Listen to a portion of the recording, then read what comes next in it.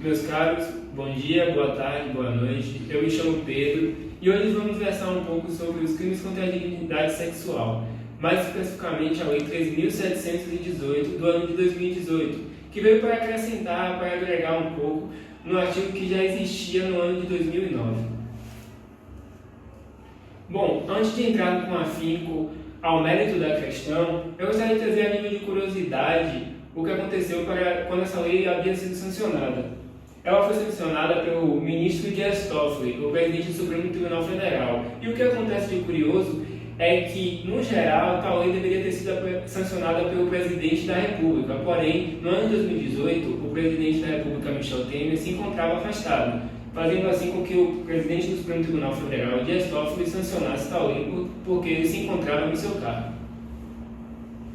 Bom, agora fazendo uma breve síntese do que essa lei trouxe de novo para o ordenamento jurídico, temos a tipificação de crimes novos, bem como de crimes que se encontravam como contravenção penal para crimes comuns, traz também especificações sobre a divulgação de imagens íntimas, versa sobre se a ação penal deve ser condicionada ou incondicionada e traz aqui causas de aumento de pena, bem como excludente de ilicitude. Bom, agora para entrarmos com afinco ao que será tratado no artigo, eu gostaria de passar a palavra para o meu amigo Vitor para entrar no primeiro tema específico, que é a importunação sexual. Bom, meus caros, agora nós vamos falar um pouco sobre importunação sexual. E o artigo que versa sobre este tipo de delito é o artigo 215, parte A, e nos diz o seguinte: praticar contra alguém e sem sua anuência ato libidinoso com o objetivo de satisfazer a própria lascívia ou a de terceiro. Contextualizando aqui um pouco desse artigo, o que estava acontecendo?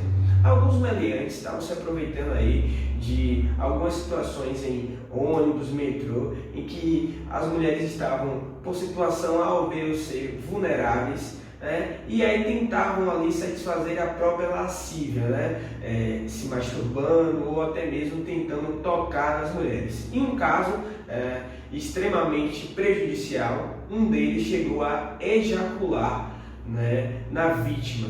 E aí, sendo preso pelos policiais, percebeu-se que ele já tinha cometido 5 crimes do mesmo tipo. Então, devido a essa flexibilidade, porque até aquele momento aquela atitude era apenas uma contravenção penal, o legislador resolveu tipificar essa conduta e dar a ela mais gravidade.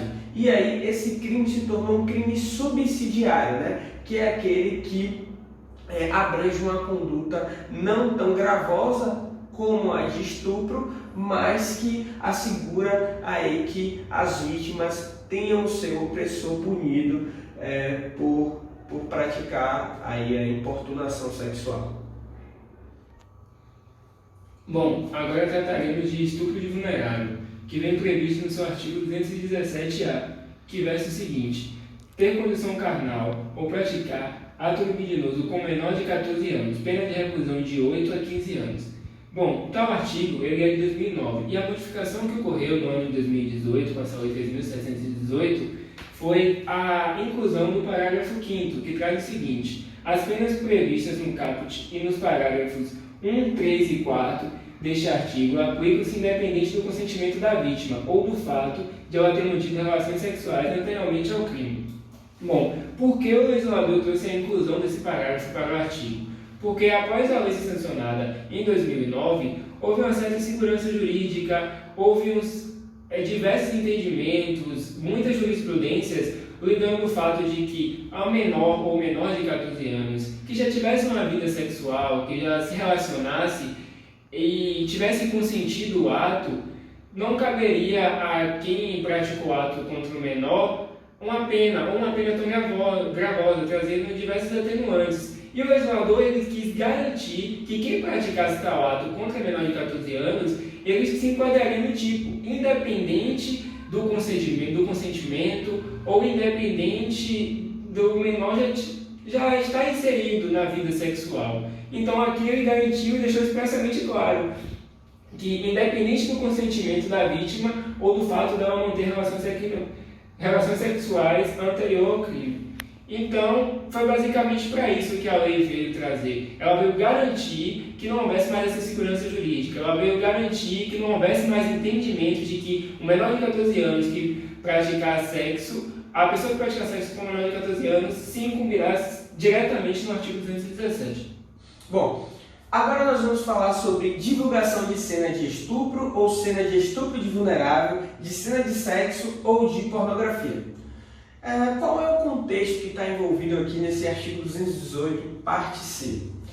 Algumas pessoas, terminavam aí os seus relacionamentos e aproveitavam do fato de ter aí nudes do seu parceiro ou vídeos íntimos e divulgavam essas imagens e esses vídeos a fim de prejudicar a imagem social ali daquela pessoa, E como o legislador não tinha até então tipificado essa conduta, eles acabavam saindo de certa forma impune. Então o legislador trouxe para esse artigo essa conduta, tipificando-a e assim punindo aqueles que a praticavam.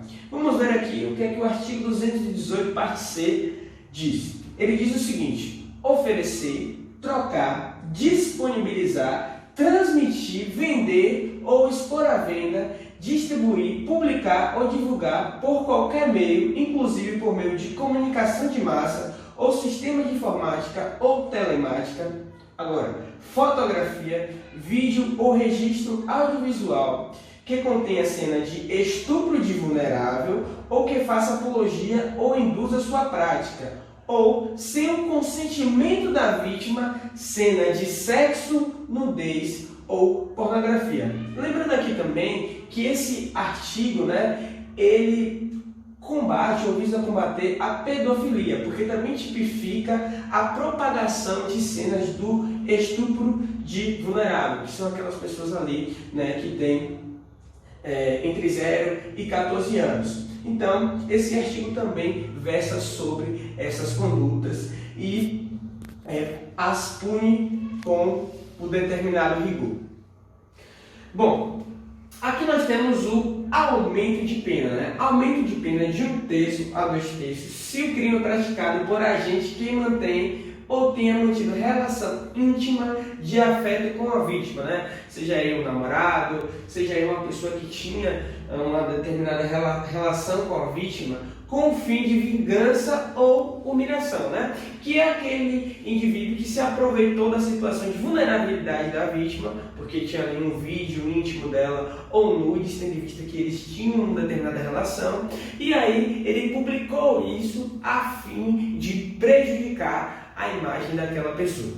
E aí nós temos também os casos, na verdade, de exclusão de licitude, que basicamente se destina a quê? A publicação de natureza jornalística, científica, cultural ou acadêmica, desde que essas publicações tenham adotado os recursos necessários que impossibilite a identificação da vítima, ressalvado, claro, se a vítima for maior de 18 anos e permitir que seja ali exposto àquela situação de estupro, aquela situação constrangedora. Então, nesses casos em que nós temos ali uma matéria de jornal ou um estudo acadêmico, ou ali ser divulgada uma informação na sala de aula, desde que se tome as devidas precauções para que não se possa identificar a vítima,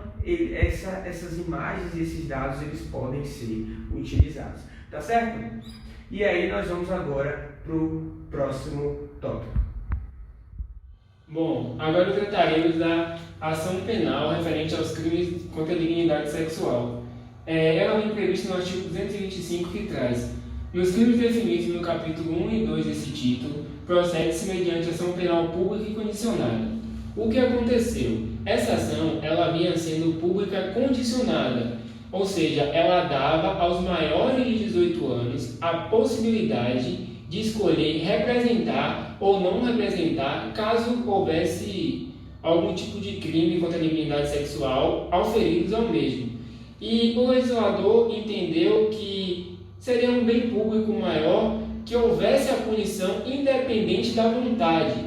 E isso é uma discussão que vem até hoje sobre a questão da liberdade da vítima poder escolher, e aí se argumenta sobre a revisitação do ato, sobre um constrangimento posterior ao ato, sobre a vítima não se sentir confortável para representar contra o criminoso e poder ter essa liberdade de escolha, ou o bem comum social, um bem público, sobre poder isso causar uma segurança jurídica, trazer a punição para que não haja cometimento do crime. Então, houve esse certo embate que existe até hoje, e o legislador decidiu por definir que a ação pública se tornaria pública incondicionada, tirando completamente a possibilidade de escolha da vítima maior de 18 anos de representar ou não contra o criminoso.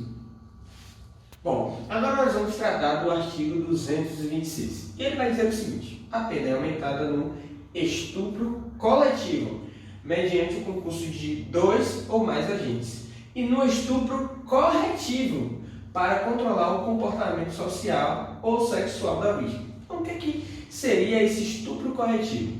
Imaginemos então que um rapaz, aí se encanta por uma moça, se apaixona por uma moça, mas essa moça ela é homossexual e não quer ter relações com aquele rapaz. Então, ele decide estuprá-la a fim de corrigir o comportamento daquela vítima, para que ela, de homossexual, passe então a gostar de homem, Ou também nós podemos imaginar o contrário, uma mulher que se apaixona por um homem, que gosta muito aí de uma pessoa, que quer ter aquele rapaz como um possível parceiro, então ela arma uma cilada e o estupra a fim de corrigir o comportamento daquele rapaz, tendo em vista que ele é aí um homossexual. Então esses seriam os casos de aumento de pena, em que a pena ela será aumentada.